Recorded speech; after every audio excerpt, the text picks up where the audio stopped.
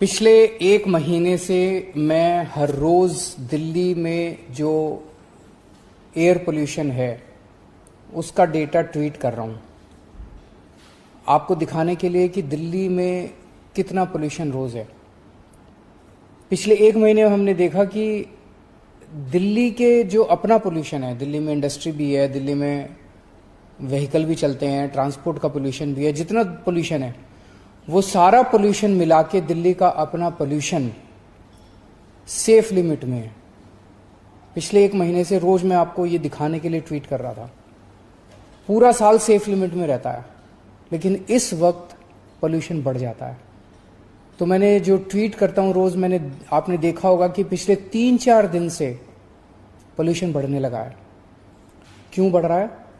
क्योंकि आसपास के राज्यों के अंदर वहां की राज्य सरकारों ने अपने किसानों की मदद नहीं की, इसीलिए किसान ना चाहते हुए भी अपनी अपनी पराली जलाने के लिए मजबूर है। पराली जलनी चालू हो गई।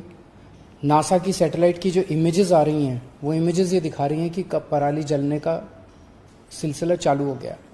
उसकी वजह से दिल्ली के अंदर फिर से पोल्यूशन बढ़ने लगा है। जब से आम आदमी पार्टी की सरकार बनी है दिल्ली के अंदर, पिछले 7-8 साल के अंदर दिल्ली के अपने 2 करोड़ लोगों के साथ मिलके दिल्ली के लोगों ने बड़ी मेहनत की है। दिल्ली के लोगों ने बड़ा कॉपरेट किया।